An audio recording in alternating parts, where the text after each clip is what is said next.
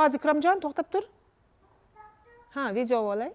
Mana bong uryapmiz. Havo ifloslangan, nafas ola olmayapmiz. Hamma joy chang.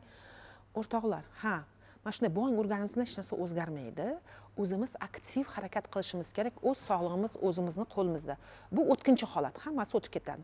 Nima qilish kerak? Birinchi navbatda ko'chaga chiqqanda maska taqing.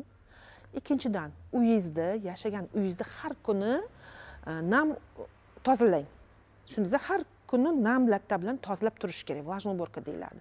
Keyingisi, albatta xonani havosini tozalagich va namlagich apparatlar bor, uskunalar, o'shalarni ishlatish kerak. Hozir asalim, hozir 1 minut. Nevaram xalaqit beryapti hozir. Hozir asalim. Dalsha. Hozir Ikromjon to'xtab tur. Ha, video olay. Xo'p. Yana nima demoqchi edim? Demak, nam uborka qilib turish kerak. Undan tashqari xona gullar. Albatta yashagan joyingizda xona gullar bo'lishi kerak, hamma xonalarda.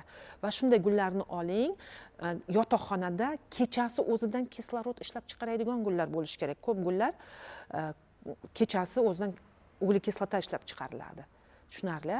Karbonat agridsiz kislorod ishlab chiqaradigan shu gullarni olasiz. Internetda bor yoki gulchidan so'rasangiz ham bo'ladi. Tashqariga chiqqanda maska taqasiz, ko'proq suyuqlik ichasiz, organizmdagi har xil toksinlarni ko'proq suyuqlik o'zi oddiy suv tozalab chiqarib yuboradi. Xullas, va depressiyaga tushmang, xafa bo'lmang, bular o'tkinchi holat.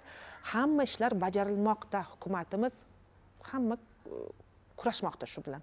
Va uyda agar hovlida yashasangiz, nima deydi, sug'orish kerak. Suv sepish kerak, gullar ustiga, hovliga suv sepish kerak, sal mana shu changlar yotish kerak. Oliy toifali akusher ginekolog, reproduktolog xirurg Qobulova Gulbahor Piramkolovna, faqat pozitiv fikrlang, hammasi oldinda.